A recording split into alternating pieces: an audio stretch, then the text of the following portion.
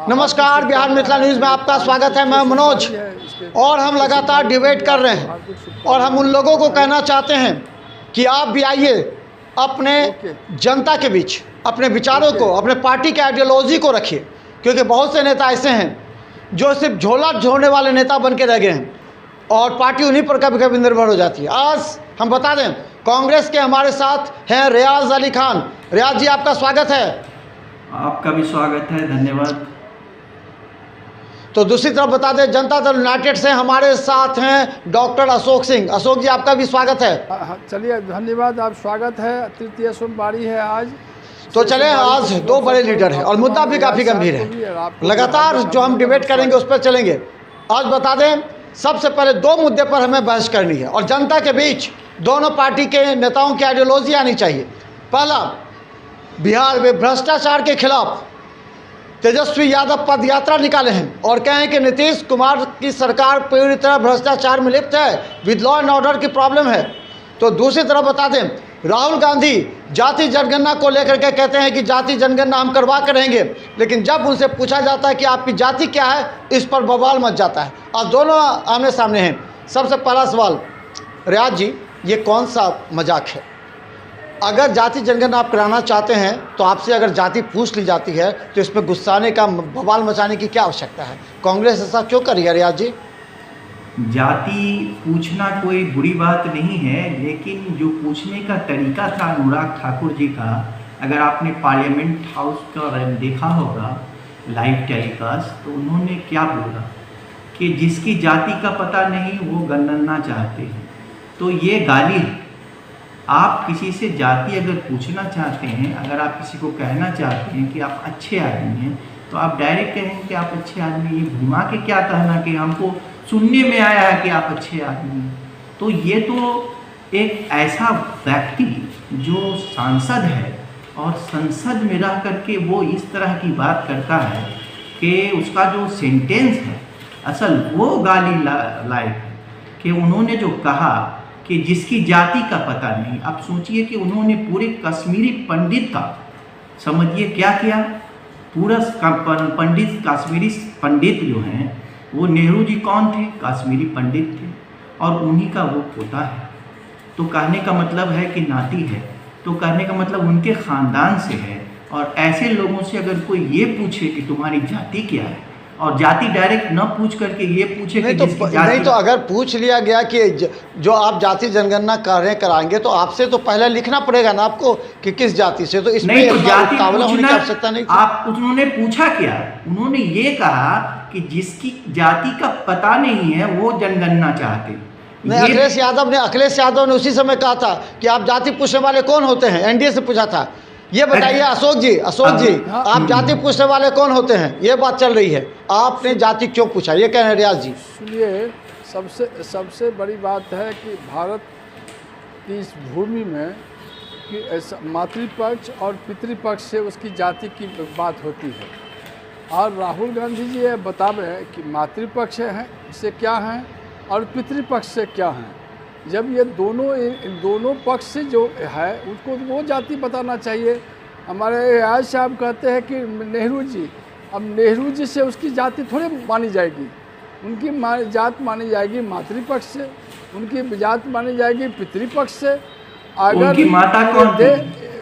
सुनिए बताते हैं, पहले हम आपकी बात पूरे सुने हैं, डिबेट करते हैं। हाँ ठीक है, बताइए, सुन लीजिए। हाँ, डिबेट करते हैं। और ठीक है, बोलिए अशोक जी, बोलिए।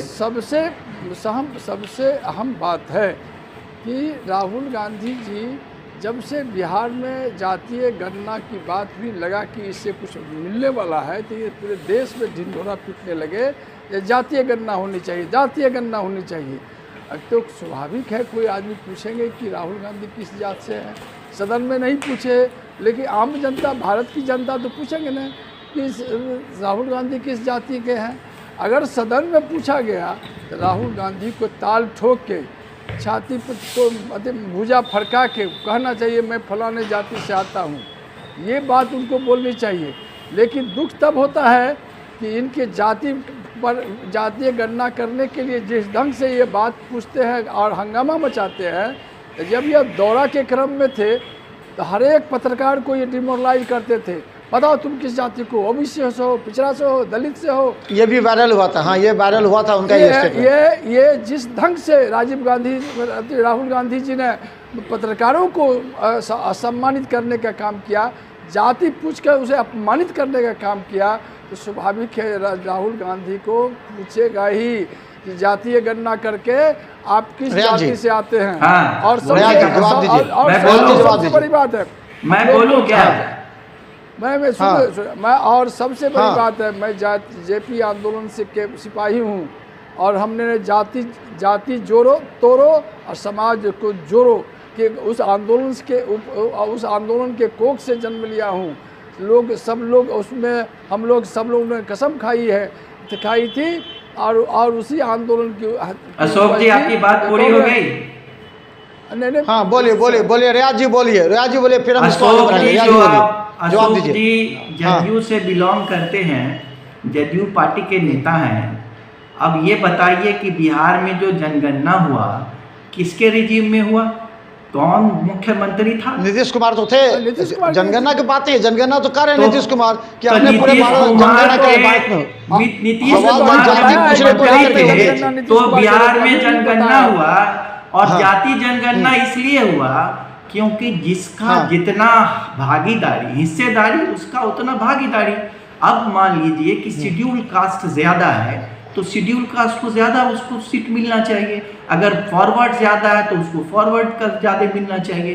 तो जाति जनगणना इसलिए किया जाना है और बिहार में हुआ, और बिहार में उस तरह से एमएलए के जो अभी विधानसभा या संसद हुआ है उस तरह का इलेक्शन उस पैटर्न पर हुआ है। इसीलिए सबकी भागीदारी होनी चाहिए और भागीदारी जिसकी ज्यादा हो। नहीं वो बातें बात है कि आखिर जाति पूछने पर इतना माहौल क्यों गर्मा गया? महागठबंधन के नेता अखिलेश यादव से लेकर सभी बोलने लगे वो जाति पूछने का राहुल गांधी की जाति क्यों पूछी गई, ये कहा गया नहीं सदन में। ये सवाल नहीं है, सवाल ये है कि जिस तरह से अनुराग ठाकुर ने जाति पूछा वो पूछने का तरीका नहीं है। एक संसद को वो शोभा नहीं देता है कि ये पूछे, लीडर ऑफ अपोजिशन से ये पूछे, लीडर ऑफ अपोजिशन से ये पूछे कि जिसकी जाति का पता नहीं। ये कितना बड़ा रिमार्क है, आपको पता है ये कितनी बड़ी गाली है? जो राहुल गांधी कौन है? राजीव गांधी का बेटा। ये बोल रहे थे अभी हमारे अशोक जी कि पितृपक्ष से पूछा जाता है, तो पितृपक्ष कौन है उसका? पितृ तो राजीव गांधी है, राजीव गांधी कौन है? तो कहने का मतलब है कि जिस राजीव गांधी ने इस देश को क्या नहीं दिया। आज डिजिटल आज मोदी जी डिजिटल दुनिया बना रहे हैं, डिजिटल इंडिया बना रहे हैं, वो डिजिटल का स्थापना करने वाला राजीव गांधी ही था। और वही राजीव गांधी इस देश को आप बहक रहे, मुद्दे से बहक रहे हैं। नहीं, हम भाग नहीं रहे, हम भाग नहीं रहे। आपने पितृपक्ष की बात करी थी ना, तो मैं ये कह रहा हूँ कि राहुल गांधी का पिता कौन? फिरोज गांधी। राहुल गांधी का पिता फिरोज गांधी। राहुल गांधी का पिता कौन? राहुल गांधी का पिता राजीव गांधी कौन? राजीव गांधी कौन? राजीव गांधी कौन? राजीव गांधी कौन? राजीव गांधी कौन? राजीव फिरोज गांधी का बेटा है। तो आप क्या समझते हैं कि वो अपने धर्म का हस्तांतरण कर लिया? आप इस बात का कहना चाहते हैं? या अपने जाति का हस्तांतरण कर लिया? क्या किया राजीव गांधी ने और राहुल गांधी ने? क्या वो मंदिर नहीं जाते हैं? क्या वो पूजा नहीं करते हैं? क्या वो किसी धर्म विशेष की प्रार्थना करते हैं? बताएं, आप सवाल का जवाब दें हमें। यही भारत की संस्कृति का, भारत की सभ्यता की खूबी है कि इतनी विशाल है भारत की सभ्यता और संस्कृति, किसी को रोक टोक नहीं है और सर्वधर्म समभाव की भाव से चलते हैं और वसुधैव कुटुंबकम की बात करते हैं। सर्वधर्म सम्मान की बात करते हैं और जाति पर चीताकच्छी करते हैं। आप सर्वधर्म, सुनिए, जाति जनगणना जब होता है तो आप सर्वधर्म सम्मान भूल जाते हैं, फिर आप जाति पर चीताकच्छी क्यों करते हैं? जातीय जनगणना का उद्देश्य क्या होगा? क्या वोटों का बंटवारा? जनगणना का उद्देश्य ये है कि पूरे भारतवर्ष में जो भी जाति सबसे ज्यादा अधिक है उसकी हिस्सेदारी उसके हिसाब से होनी चाहिए। अगर बिहार में शेड्यूल कास्ट ज्यादा है तो उनको हिस्सेदारी ज़्यादा मिलनी चाहिए। अगर यूपी में फॉरवर्ड ज़्यादा है तो उनको फॉरवर्ड की हिस्सेदारी मिलनी चाहिए। अगर महाराष्ट्र में माइनॉरिटी ज़्यादा है तो यानी कि एग्जाम्पल के तौर पर हम आपको ये बता रहे हैं कि जिनकी जितनी हिस्सेदारी होगी उनको उतनी भागीदारी मिलेगी। ये देश एक और लोकतांत्रिक जिनकी देश संख्या है। कम है, जिनकी जनसंख्या कम है, जिनकी संख्या जनसंख्या कम है, ऐसा- सुनिए मनोज जी, रियाज जी, जिनकी सवाल का संख्या जवाब दीजिए। कम है, मनोज उनकी अल्पसंख्यक हिस्सेदारी कहे कम जाते हैं। होगी। रियाज जी बताइए, मनोज जी। अल्पसंख्यक कहे जाते हैं, इसलिए अल्पसंख्यकों के लिए बहुत मनोज- सारी योजना है। मनोज- अल्पसंख्यक को देश में बहुत सी योजना है। तो जिस जाति में अल्पसंख्यक है, जाति कहा गए, हिंदू में भी अलग अलग जाति के हैं जो अल्पसंख्यक है, मनोज तो उनको जी, बढ़ावा नहीं देना चाहिए, मनोज जिसकी ज्यादा जी, भागीदारी उसकी। हाँ बोलिए, अल्पसंख्यक मनोज इस जी, देश बोलिए में कौन है? बोलिए बोलिए बोलिए। अल्पसंख्यक इस देश में कौन है? मनोज जी, हाँ, बोलिए। मैं हाँ। ये कह रहा है कि काका देश के आज़ाद होने पर नेहरू जी के नेतृत्व में काका कालेलकर आयोग बना था और पिछड़ा अति पिछड़ा और के समृद्धि के लिए बना था, लेकिन कांग्रेस ने अब ठंडे बस्ते में क्यों डाल दिया? मंडल कमीशन को डाल दिया? बीपी सिंह ने मंडल कमीशन लागू किया। कांग्रेस मंडल की सरकार कमीशन आई थी, में क्यों नहीं मंडल कमीशन बीपी सिंह जो सरकार चला रहे थे, किसके सहयोग से चला रहे थे? आप ही के सहयोग, जो बीजेपी आज आपको सहयोग कर रही है। सुनिए, बीजेपी जो आज सहयोग कर रही है आपकी, आप कर रहे हैं उसका, वही तो वीपी सिंह को भी प्रधानमंत्री सहयोग बनाया है। और एक बात, 70 साल के शासन काल में आपको किसने हाथ में कड़ी बांध के, पैर में बेड़ी बांध के रखा था कि आपने क्यों नहीं? आप बताएं, कांग्रेस पार्टी जाति पूछ के कितने दलित को दिया, कितने पिछड़े को दिया आपने टिकट, कितने महिलाओं को दिया? आप जातीय गणना की बात करते हैं, सिर्फ बोलने से बात होगी? सुनिए, अगर आप घंटी जाति की बात करेंगे, आप जाति की बात करेंगे ना, तो बिहार में अभी तक जितने मुख्यमंत्री हुए हैं, जितने मुख्यमंत्री हुए हैं, आप 70 साल में उसका ब्यौरा उठा लीजिए। हर जाति और धर्म के मुख्यमंत्री हुए बिहार के, आप हर जाति और धर्म के बिहार के चीफ मिनिस्टर हुए हैं। पिछले 20 साल से नीतीश जी ही यहाँ के मुख्यमंत्री हैं। क्यों नहीं उन्होंने दूसरी जाति को अपना मुख्यमंत्री पद दिया? एक बार जिसको दिया, एक बार जिसको, सुनिए, एक बार बेचारे एक छोटी जाति, ये बताइए क्या जाति करते हम क्या विकास को पीछे नहीं छोड़ रहे हैं? ये बताइए कि महागठबंधन भी तो जाति का मुद्दा लाकर विकास को पीछे कर रही है। विकास का अगर मुद्दा उठता है तो महागठबंधन जाति को लाती है। विकास तो सभी जाति का हो रहा है, आगे आएगा। नहीं, सड़कें बन रही तो सभी जाति के लिए हो रहा है, सभी धर्म के लोगों के लिए हो रहा है। नहीं, विकास ज्यादा होगा अगर जाति के हिसाब से बंटवारा किया जाए। ये कहना चाहूँ कि अयाज साहब कुछ पढ़ के आइए, काका कालेलकर के आयोग को आप पढ़िए, बीपी मंडल कमीशन का रिपोर्ट पढ़िए। हमको पढ़ने की जरूरत नहीं है, और कांग्रेस ने क्यों इसको ठंडे बस्तक में डाल दिया? मैं ये कहना चाहता हूँ। और सिर्फ जातीय गणना का हल्ला बचाना काम नहीं किया। जातीय गणना करा, स्वागत जो कदम है, जातीय गणना कीजिए, लेकिन आप स्वागत करते हैं तो फिर इस पर रिमार्क क्यों लगाते हैं? जब आप स्वागत करते हैं, एक तरफ आप स्वागत करते हैं, दूसरी तरफ आप इसका विरोध करते हैं। चलिए एक इससे जुड़ा हुआ सवाल, या तो स्वागत कीजिए या फिर विरोध करिए। देखिए ये आरोप दोनों लग रहा नहीं है, चलेगा। ये आरोप लग स्वागत रहा महागठबंधन पर कि आप हिंदू में तो जाति को बंटवारा कर देते हैं, लेकिन मुस्लिम में भी तो कई जाति हैं जिसका कई उसको विश्लेषण नहीं किया जाता है, तो उसमें क्यों नहीं न्याय मिले? उन लोगों के भी जाति का क्यों नहीं बंटवारा होता है? इसका हिडन एजेंडा है, कांग्रेस का हिडन एजेंडा है कि अल्पसंख्यकों को डरा के धमका के उससे वोट लें। विकास अभी जो राष्ट्रीय जनतांत्रिक गठबंधन की सरकार जो है, सबका साथ सबका विकास के रूप में जिस ढंग से काम कर रहे हैं, सबका साथ सबका विकास सबका विनाश, ये आपके एनडीए की सरकार है। बोलिए, सबका साथ सबका विकास और सबका विनाश, ये आपके एनडीए सरकार की। इन लोग है सिर्फ वोट लेने का मतलब है। सही है, हम लोग वोट लेते हैं, आप लोग नोट लेते हैं। हम लोग वोट लेते हैं, आप लोग नोट लेते हैं। रियाज एक सवाल जो है वो एक सवाल जो है जो जनता नेता भी पूछती है कि अगर मुस्लिम में भी तो जाति को कई जातियों में बांटा जाता है तो उसका क्यों नहीं विश्लेषण होता है, ये कहना है। और हिंदू में भी जाति को है उसको बंटवारा किया जाता है। आरोप लगते हैं कि जिस जाति में हिंदू में जितनी जाति हैं उसको कम आंका गया है। देखिए जैसे राजपूत जाति के अशोक सिंह है, इनका भी कम बांटा गया, आंका गया, जो पहले से 5 साल था उससे भी कम हो गया। तो क्या रेशो कम हुआ? तो जाति जनगणना को लेकर सवाल उठे हैं। आपका बिहार में सवाल उठते रहे, जो दलित हैं उन्होंने सवाल उठाया है कि हमारी संख्या क्यों कम हो गई। तो केवल 18% एम और 14% वाई, बस यही बढ़ा और बाकी कोई जाति नहीं बढ़ी। रियाज जी, नहीं तो आप फिर से जनगणना करवा लीजिए ना। कहने का मतलब है कि अगर आपको कहीं पर त्रुटि लगती है कि किसी विशेष जाति को बढ़ा चढ़ा के दिखलाया गया है, तो उस वक्त सरकार तो मुख्यमंत्री हमारे यही तो संदेह है लोगों को संदेह है कि एमवाई समीकरण को केवल फोकस कर दिया किया गया, बाकी कोई जाति की जनसंख्या नहीं बढ़ी है, केवल एमवाई की बढ़ी है, ये बता रहा है। कहने का मतलब है कि जाति जनगणना जब हुआ था, मेरे मुख्यमंत्री थे कौन, हमारे नीतीश जी मुख्यमंत्री थे, अगर उसमें किसी तरह से कोई त्रुटि हुई है तो फिर से जनगणना करवा ले। अभी फिर मुख्यमंत्री हमारे नीतीश जी ही है, क्या दिक्कत है इसमें? अगर कोई विशेष जाति को ज्यादा बढ़ा चढ़ा के बताया गया है, क्या जाति जनगणना से उनको, क्योंकि आप उसी बेस पर मांग रहे हैं जिसकी जितनी हिस्सेदारी उसकी उतनी भागीदारी आप मांग रहे हैं। Exactly. तो क्या ऐसे में एक कुछ जाति के लोगों की संख्या कम होती जा रही है, उनकी कम दिखाया जा रहा है, जो 10 साल में बढ़ा ही नहीं और कमी हो गई, और एमवाई को ज़्यादा दिखाई। ये संदेह है लोगों के वोट बैंक के कारण महागठबंधन इस जाति समीकरण जाति जनगणना कराना चाहती है।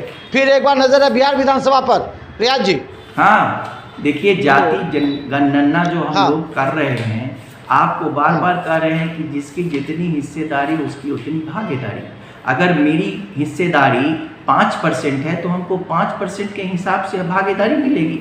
अब किसी की लेकिन वो तो गलत बता रहा ना, खाली एमवाई का ही दिखा रहा है, सुनिए केवल बाकी का नहीं दिखा रहा। अगर किसी की कम हो रही है तो उस जाति के लोगों को सोचना चाहिए ना कि हमारी कम क्यों हो रही है। और जो हेलो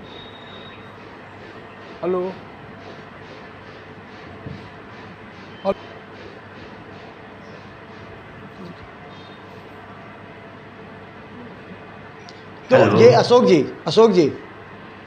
अशोक जी, ये रियाज जी, ये सवाल पूछना है उन लोगों का भी कि जाति जनगणना में बहुत से ऐसे जाति थे जिनका कम करके दिखाया गया, जिस पर विरोध लगा था। हेलो जिस पर विरोध हुआ था। किसको बोलना है? अशोक जी को बोलना है, मुझे बोलना है। से पूछिए किसको बोलना है? बोलिए, अशोक जी को बोलना है, हमको बोलना है।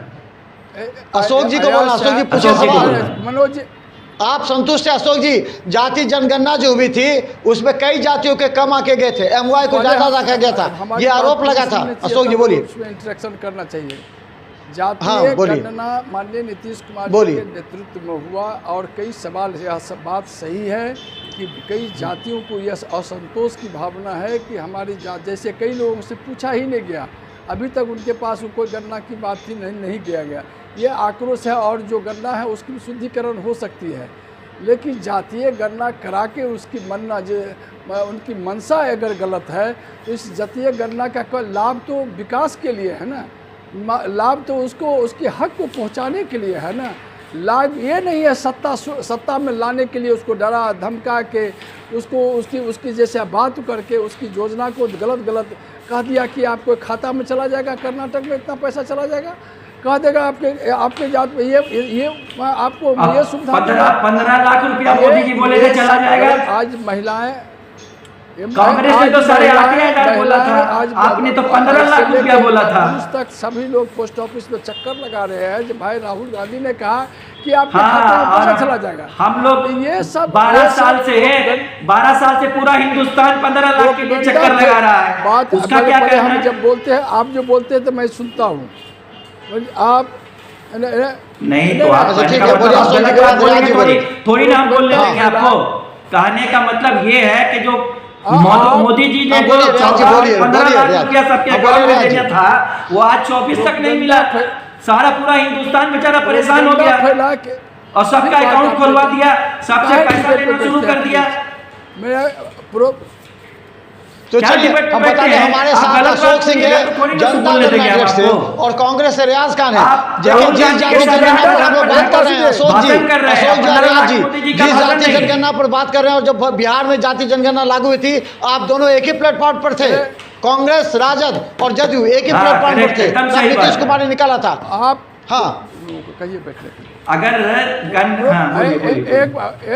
बोलिए अशोक जी बोलिए, उसके बाद रियाज जी बोलेंगे। ये जो महागठबंधन का जो है ये प्रोपगंडा फैला के जनता को डरा धमका के वोट लेने के सत्ता में आने का एकमात्र उपाय है। और इन्होंने आज़ादी से अब तक देश को लूटने का सही। काम किया है। देश में विकास का इसीलिए देश को देश कहाँ ये से फिर कहाँ आप- पहुँच बोलिए गया? रियाज जी, हाँ, अब रियाज जी जवाब दीजिए। मुझे जो बोलना है बोल। हाँ। और ये अच्छा ठीक है इसके- बोलिए इसके बोलिए अशोक जी, आगे- उसके बाद इसके रियाज जी को आगे बोलने ये दीजिए। बताए नहीं, ये हाँ। अभी जो चुनाव लड़ रहे हैं, आने वाले चुनाव में ऐसा करें ना तो स्वाभाविक है लोगों को विश्वास होगा। आप अति पिछड़ा को, दलित को, महादलित को, अल्पसंख्यक को, महिलाओं को आप टिकट को उसकी भागीदारी दीजिए ना। लेकिन आप काका कालेलकर आयोग के जो रिपोर्ट है उसको आप शीतगृह में रख दिए। माँ बीपी मंडल के रिपोर्ट को आप दस्तावेज में बंद बक्से में कर दिया। जब आपको जो सरकार मिली तो उस सरकार में ये सब का कर लेते तो कहीं से जनता आपके साथ रहती। जनता ने चलिए बोलने दीजिए रियाज जी को। रियाज जी हाँ, बोलिए। बोलने दीजिए। रियाज जी हाँ, जवाब दीजिए अशोक जी का। बोलता रियाज हूँ। जी जवाब दीजिए। सबसे हाँ, पहले तो रियाज जी जवाब अशोक जी दीजिए। को ये समझना चाहिए कि कर्नाटका की 8,500 और 12,000 की बात कर रहे थे। ये अभी पिछले साल की बात है इलेक्शन की। कहने का मतलब 14 में जो मोदी जी ने 15 लाख सबके अकाउंट में दिलवाना था, आज 24 हो गया। किसी के अकाउंट में 15 लाख रुपया 15 रुपया नहीं आया। पहली चीज सुनिए, घबराइए नहीं। दूसरी चीज ये है हाँ, बोलिए, कि रियाज जी। कांग्रेस ने हाँ। 70 साल में क्या किया, यही किया कि आज हम डिजिटल जो है ना, आपसे बात कर रहे हैं, मनोज जी हमसे बात कर रहे हैं, नहीं तो ये 70 साल हाँ। का काम नहीं होता तो आज हम लोग ऑनलाइन बात डिजिटल मोड में नहीं कर पाते। ये 70 साल का उदाहरण समझ रहे हैं। जितनी IIT, जितना इंजीनियरिंग और मेडिकल कॉलेज जो है, जितनी बड़ी बड़ी ब्रिजेज है, जितना एटॉमिक रिसर्च सेंटर है और नासा है, ये सब 70 साल की कमाई है। और आप 14-15 साल में क्या किए पता है ना, कि रेलवे को बेच दिए, आपने टेलीकॉम को बर्बाद कर दिया अंडानी अंबानी के चक्कर में, एक रुपया बेच देखिए, दिया। रियाज जी, जियो, इनका सुनिए, कहना सुनिए, है सुनिए, कि आपके नहीं, पास इन्होंने कहा कि 70 70 साल थे, में क्या किया उस समय है, आपने वो हम जाति बता रहे हैं जनगणना क्यों नहीं कि करवाई? 70 साल में नीतीश हमने कुमार क्या ने नहीं करवाया किया। तो उसमें और कई आपने खामियां थी। 15 हाँ, साल रियाज जी। में आपने 13 साल में 12 साल में इस देश को कहां से एक मीनार को एक खंडहर बना दिया आपने। आज रेलवे की ये दुर्दशा है कि हर महीने 2 एक्सीडेंट हो रहा है। अब इसका आपको 70 साल में कभी इस तरह का नहीं हुआ था जो हो रहा है। जो ट्रैक बिछा हुआ है वो 70 साल में बिछा हुआ है, ये 12 साल में नहीं बिछा है। जो आप प्लेन पर चढ़ते हैं ना, वो भी 70 साल का कमाई है। तो ये सब बेवकूफ़ी वाली बात ना करिए, क्योंकि 70 साल कांग्रेस का जो है ना, एक बहुत ही बहुमूल्य समय है। एक ऐसा समय कांग्रेस ने इस देश को दिया और ऐसा इस देश को बनाया जो आज सीना थान के मोदी जी जाते हैं और दूसरे देश में अपना डंका बजा देते हैं। ये डंका 12 साल में नहीं, 11 साल में नहीं बजा। छोड़ दिया, ये बात 70 साल की में आनी चाहिए थी। हाँ, फिर ये इसी ये का काम किए, आप कहने की जनता बात को है कि सुन, जनता, अपना एक सत्ता में मिनट आते, क्यों आपने एकदम जनता जनता छोड़ दी? सुनिए, जनता, यही तो डेमोक्रेसी का कमाल है नहीं। कि जनता चाहती। सुनिए, एक मिनट सुन लीजिए पहले, जब सवाल किए तो सुन लीजिए ना। कहने का मतलब जनता तो यही अब चाहती है। जनता आपको बहुत समझ जागरूक चुकी हो गई है। शीला जनता दीक्षित आपको ने- समझ चुकी सुनिए, है और सुनिए 70 साल ना, के बता रहे हैं। शासनकाल के अरे भाई आपको सुन लीजिए उपलब्धि ना, है कि आज मोदी सुनिए, जी आए हैं, दिल्ली योगी जी में आए हैं, दिल्ली को नीतीश कुमार जी आए हैं। शीला तो चलिए, दीक्षित हमारा ने समय समाप्त हो रहा है। यूरोप और तमाम न्यूयॉर्क बना तमाम दिया, वक्ताओं का लेकिन बहुत उसी बहुत जनता धन्यवाद ने- बिहार मितान उसी न्यूज़ के इस जनता डिबेट में ने शामिल होने के लिए। केजरीवाल को क्योंकि हम पूरा- बता दें, अब हमारे साथ पटना, दरभंगा, मधुबनी और समस्तीपुर के तमाम वैसे नेता जो अपने आइडियोलॉजी से, पार्टी की आइडियोलॉजी को जनता 70 तक साल रखेगी, की क्योंकि कमाई अब है देखिए भारत चुनाव आ वर्ष। रहा है और मुद्दा अगर जो है ये सो 70 काफी साल गंभीर नहीं है। होता तो कल हम बात भारत करेंगे, नहीं होता। कल हम बात करेंगे वक्फ बोर्ड को लेकर के। वक्फ बोर्ड का जो आज निर्णय होगा, जो आज उस पर कैबिनेट पर चर्चा होगी और सदन में रखा जाएगा, उस पर क्या, इसका बिहार में क्या असर होगा? आने वाले चुनाव को देखते हुए बीजेपी मुस्लिम हिंदू का एजेंडा ला रही है या फिर वक्फ बोर्ड के कैंची चलाने की तैयारी है? कल हम इस पर चर्चा करेंगे। हमारे साथ रहेंगे तमाम वक्ता और बिहार मितान न्यूज़ के इस कार्यक्रम को अगर देखते हैं तो जरूर शेयर कीजिए, क्योंकि हम आपको दिखाएंगे दरभंगा के भी नेता ऐसे हैं जिनके पास तर्क शक्ति है। पटना और दिल्ली के नेताओं की तरह वो अपने मुद्दे को रख सकते हैं गंभीरता के साथ। तो बहुत बहुत धन्यवाद रियाज जी, आपको बहुत बहुत धन्यवाद अशोक जी। फिर हम आपसे मिलेंगे अगले मुद्दे पर। धन्यवाद। और आगे बढ़े, यही शुभकामना है मेरी। सुनील जी को भी धन्यवाद। मनोज जी धन्यवाद। बहुत धन्यवाद। धन्यवाद साहब को भी बहुत धन्यवाद जो आप हर के साथ शेयर किए। आपको भी धन्यवाद सुनील जी। नमस्ते। चलिए फिर हम लोग मिलेंगे कल अशोक जी, अशोक इस जी, मुद्दे अशोक पर जी, मिलेंगे नमस्ते। वक्फ बोर्ड के Sorry। मुद्दे को लेकर के, क्योंकि हर करंट और गंभीर मुद्दा हम आपके नमस्ते। समक्ष रखेंगे नमस्कार, ताकि आपके नमस्कार विचार भाई, जनता नमस्कार। तक जाए।